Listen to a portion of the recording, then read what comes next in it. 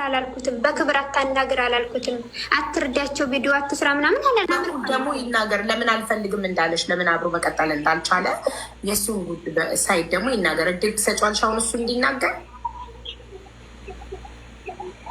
ያው ምን ታሪክ ይናገር፣ ግን ለሚናገረው ነገር ሌላ ነገር ከሆነ ማስረጃ እንዲያመጣ ጠይቂው።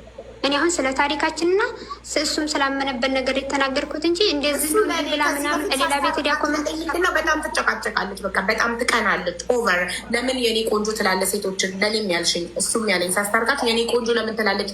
ሀቢብቲ ይላል፣ ሀቢብቲ ለምን ይላል? ገስት ገብተው ሊገዙ ሲሉ የኔ እህት ለምን አይላቸውም? ለምን የኔ ቆንጆ የኔ ማር ይላል፣ የኔ ወለላ ይላል፣ የሀቢብቲ ይላል እያለች አስሬ ሼር ታደርግብኛለች።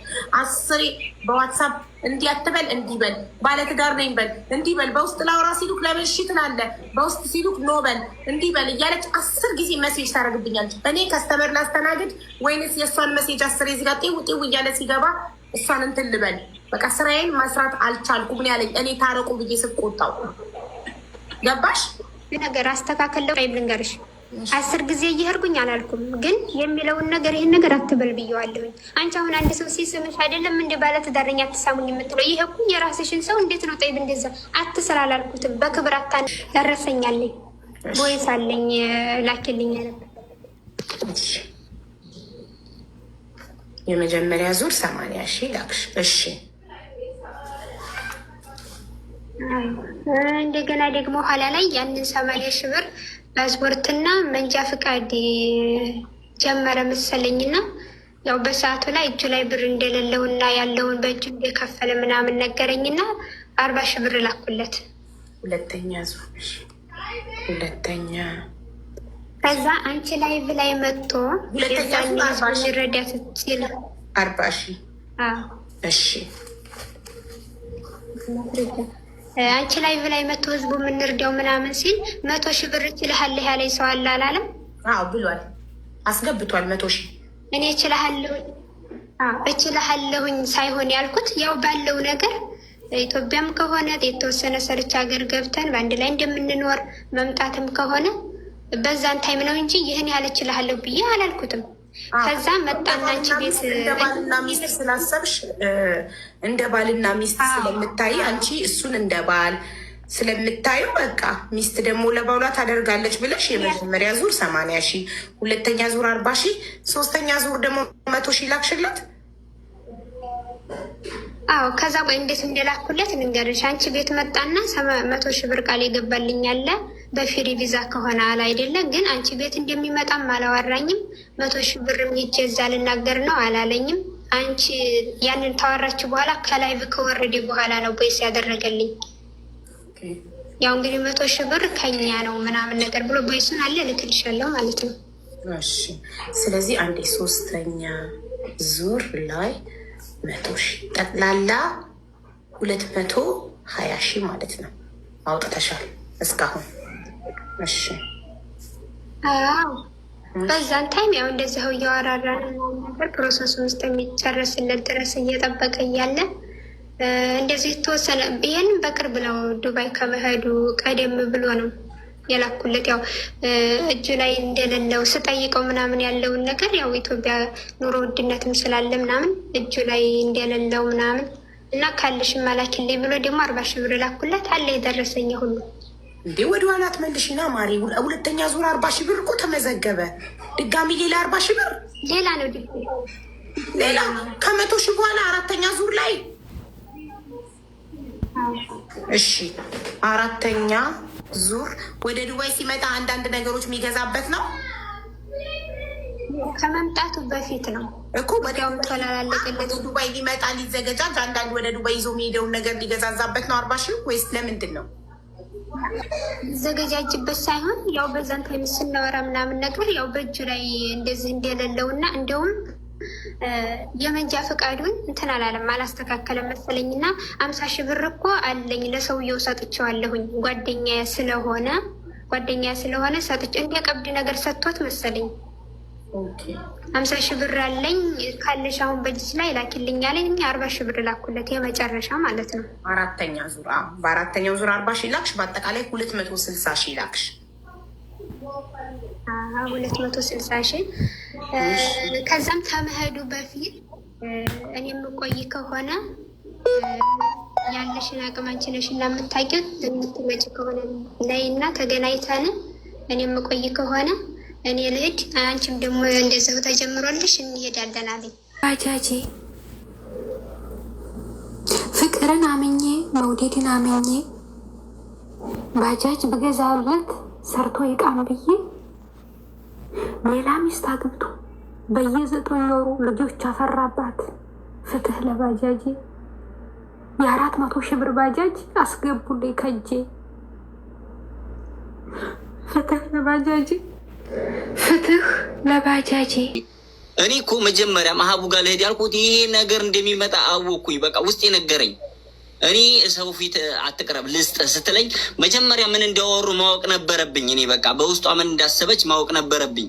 እሺ ይሁን ችግር የለውም፣ ምንም ትሰብ አይመለከተኝም። እኔ ደካማ ጎን አለኝ። በደካማ ጎን ሰው ከሄደ ማንም ሊጥለኝ ይችላል። ሁሉም ሰው ደካማ ጎን አለው። በቃ ግን አሁንም እኔ የምለው ነገር እኔ እዚህ ጋር ማስመሰል አልፈልግም። እሷ እዚህ ስለመጣች አይደለም ገንዘቡን የምሰጣት። ወረበል ከአባ ትከሰኛለች ብዬም አይደለም።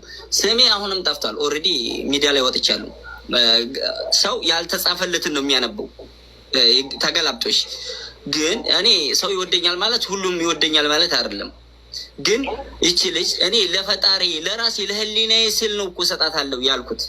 ለምን እንኳን ቲክቶክ አይደለም ለምን ኢሞ አይዘጋም? መስጠት ካለብኝ ቀጥታ ቤተሰቦቿ ቤት ድረስ እንጂ ልሰጣት ሁላ እችላለሁ። ምክንያቱም ለህሊናዬ ስለማድር ነው እኮ ገብቶሻል አይደል? እኔ እችል ያልሰጠን ብል እኮ እችላለሁኝ፣ መብቴ ነው። ወዳ ነው የሰጠችኝ። የመጀመሪያ ጊዜ 80 ሺህ ብር ስትሰጠኝ ላኪሊ ብያት ነው ራሴ ነኝ ያልኳት። አላከችልኝም አላልኩም። እኔ ያልኩት ነገር ምንድን ነው? ጊዜ ሰጠኝና በቻልኩት ሰዓት ልመልስላት። እኔ አውቃለሁ እሷን ቤተሰቡ የሚሆን እሷንም አውቃለሁ። ግን ይሄ ነገር እኔ አልሰጠም ብል ምን ታረገኛለች? እኔ ምንም ልታረገኝ አችልም። ግን ለራሴ ለህሊናዬ ስል እኮ ነው ይሄ መስጠት የምፈልገው። እኔም እህት አለኝ። መጎዳት ምን እንደሆነም ደግሞ አውቀዋለሁ። ገብቶሻል አይደል? በሰው ማዘን ምን እንደሆነ አውቀዋለሁ። ይህን ነገር ደግሞ እኔ ሰው ላይ ማድረግ እኔ ላይ ደርሶብኝ እኔም ደግሞ ሰው ላይ እንዴት አደርጋለሁኝ? ይህን ነው ማስበው እንጂ ቲክቶክ ቢጠፋ ወላ ምን ቢጠፋ አንድ ነገር አስተሳሰብሽን አንቺ ትክክል ወደፊት ከሆንሽ ወደፊት ነው። ምንም ነገር ሊቀይርሽ አይችልም። ስሬስ ሰበብ አድርገሽ አይደለም የምትሰጪው። አንቺ መስጠት ስላለብሽ ብቻ ነው የምትሰጪው። እኔ አሁን ለምሳሌ ምንም ነገር ልሆን አንቺ ለእኔ መስጠት ከፈለግሽ በሆነ ነገር ደብሬሽ ሊሆን ይችላል። ወይንም ደግሞ ያንን ለእኔ የማያሰጠኝ አሁን እዚህ ሚዲያ ላይ አንቺ እኔን ለመስጠት ፈልገሽ ከዚህ ሚዲያ ላይ የአንቺ ስም ሳይነሳ ወይም ሳትጠሪ ብወርጂ ለእኔ መስጠት ከፈለግሽ በውስጥ እኔ መስጠት ትችያለሽ። ግን ሚዲያ ላይ ነው መስጠት ያለ ሰው እንዲያየኝ ፈልጌ ነው ምናምን ካልሽ ይሄ እኮ ዋጋ የለውም። ይሄ መስጠት አይደለም ለሰው ነው እንጂ ለእኔ አይደለም የሰጠችኝ። ገብቶሻል አይደል? እኔ ግን ለራሴ ስል ነው ያንን ያልኳት ልጅቷን ለራሴ ስል እኔ እንጂ ማንንም ማስቀየም ፈልጌ አይደለም። ሰላ አለነቢ አንተ እኮ ታዲያ ለስጦታም ቢሆን የሰጠችኝ ችግር የለብኝም ሰርቼ እመልስላታለሁ ብለህ እስካልክ ድረስ ኦኬ።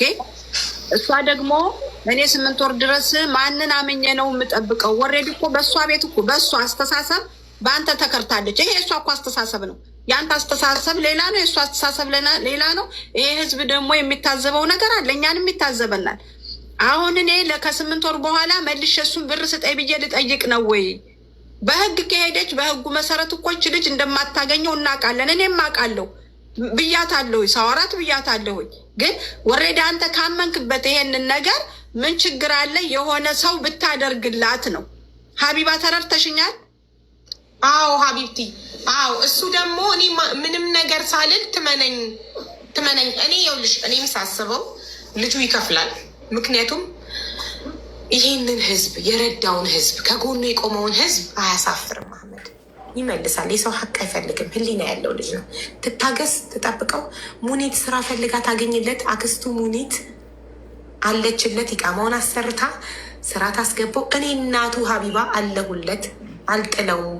ልጄ፣ ወንድሜ፣ እውነት በጣም የሚያሳዝን ልጅ ነው። አካል ጉዳተኛ ያለው ልጅ ነው። እናቱ ትታበት ሄዳ እሱ አባቱ ነው ለብቻው አፈርድሜ እየበላ ለልጁ የሚልክ ሳይኖረው ለጊፍት እንኳን ለሰው ሀዲያ እንኳን ሲሰጠው እዚህ አበሻ ቤት እየሰራ ለልጁ የሚልክ አባት ነው እና በጣም የሚያሳዝን ሰው ነው። ብዙ ስቃይና ጭንቀት በውስጡ ይዞ ነው ሚዲያ ላይ የሚስቀው ለመስራት ለእንጀራ ሲል። በጣም ያሳዝናል። ግዴታ ልብስ ለመሸጥ በፈገግታ ከስተመር ማስተናገድ ስላለብሽ ነው ስላለበት ነው በውስጡ ችግሩን ይዞ ስለ ልጁ ጧትና ማታ እያሰበ ዱባይ መጥቶ ቶሎ ሰርቶ ገንዘብ ይዞ ልጁን ማሳከም ሕክምና የሚያስፈልገው ልጅ እያለበት። እኔ የልጁ ቪዲዮ አለኝ፣ ልጁን አይቼዋለሁ። ግን እሱ ልጁ ሚዲያ ላይ እንዲወጣበት ስለማይፈልግ ያለ አባቱ ፍቃድ አላወጣም። ስንት ችግር በውስጡ ይዞ ያለ ልጅ ነው። ኦኬ ዙዙ ምን ታያለሽ? ዙዙ ምን ታያለሽ?